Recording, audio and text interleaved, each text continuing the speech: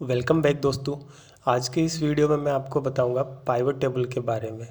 और मेरा वादा है आपने अगर ये वीडियो स्टार्ट से एंड तक पूरा देखा तो पाइवट टेबल के लिए आपको किसी और वीडियो देखने की या कहीं से नॉलेज लेने की ज़रूरत नहीं पड़ेगी।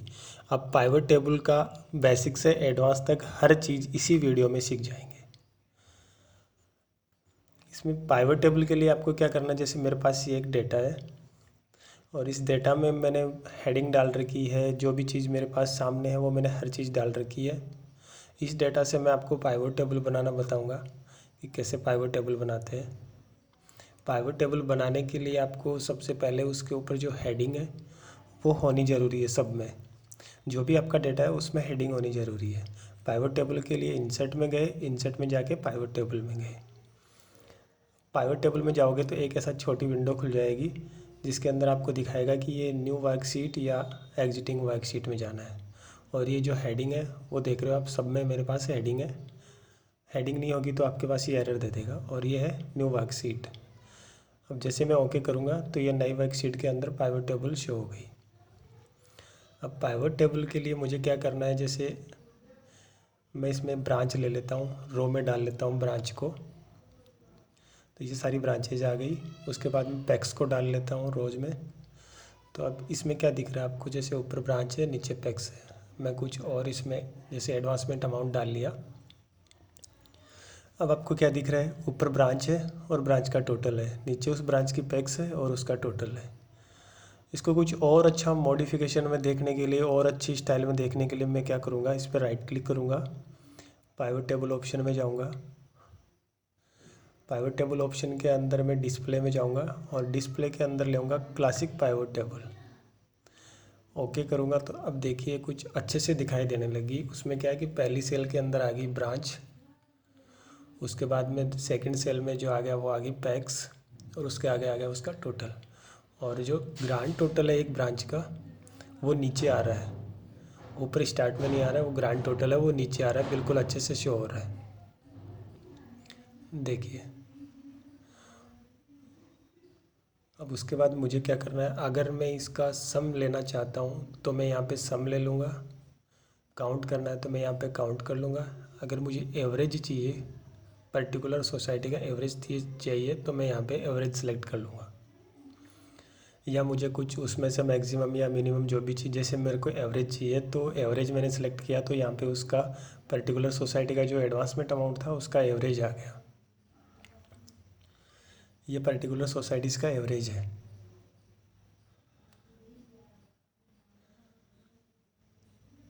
आपको इस पर क्लिक करना है, वैल्यू फील्ड में जा कर के आपको जो भी आपको यहाँ से सेलेक्ट करना है वो सब कुछ आप यहाँ से सेलेक्ट कर सकते हो। जैसे नंबर ऑफ़ डीएमआर अकाउंट के लिए अगर मैं चाहूँ तो यहाँ पे अकाउंट नंबर लेके आ जाऊँगा और उनको काउंट कर दूँगा तो पता चलेगा कि ये नंबर ऑफ़ डीएमआर का अकाउंट 28 नंबर ऑफ़ अकाउंट है। उसका जो एवरेज बैलेंस है वो सामने आपके सामने है। और एवरेज बैलेंस को अगर मैं सम करता हूँ तो देखिए ये नंबर ऑफ़ डीएमआर अकाउंट है और उसके सामने उसका एडवांसमेंट अमाउंट है। पर्टिकुलर सोसाइटीज़ का इस तरह से आ रहा है। और इसी को अगर मैं कुछ जैसे कॉलम्स में भी अगर मुझे कुछ लाना हो तो मैं उधर भी लेके आ सकता हूँ। फ़िल्टर भी लगाना है तो फ़िल्टर भी लगा सकता हूँ। जैसे ये फर्स्ट वाली शीट है, ये ब्रांच कोड, वापस मैं इंसर्ट में गया, एक दूसरी से बना के बताता हूँ। पाइवट टेबल इंसर्ट करी। अब मैं इसमें क्या करूँगा कि ब्रांच को मैंने डाल दिया कॉलम में।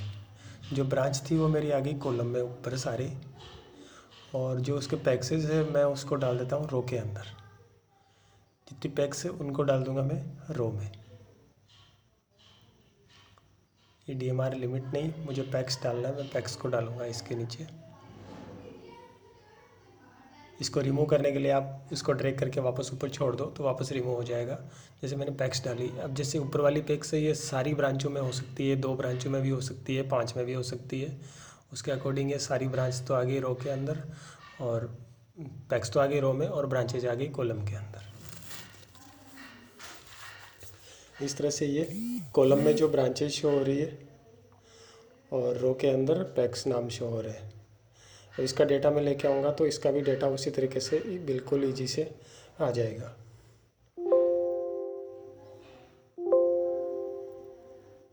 जैसे मेरे पास कोई अगर अलग से कुछ डेटा हो और उसके अंदर मैं चाहता हूँ कि जैसे एक ब्रांच है, उस ब्रांच के एक ब्रांच का 10 बार डेटा है, 4 बार है या 5 बार है, जितनी बार डेटा आ रखा है, उस डेटा में अलग अलग कुछ अमाउंट दिया हुआ है।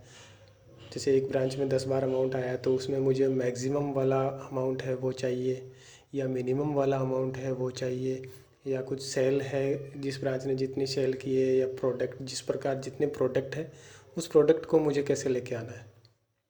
जैसे ये 4 ब्रांचेज है, मैंने एग्जांपल के लिए टाइप करी है, और उन 4 ब्रांचेज का ये प्रोडक्ट है। अब मैं इसको नीचे डुप्लीकेट डाल लेता हूँ, इनके लिए कॉपी करके और पेस्ट कर लेता हूँ 2-4 जगह, और मैं प्रोडक्ट में कुछ भी टाइप कर लेता हूँ।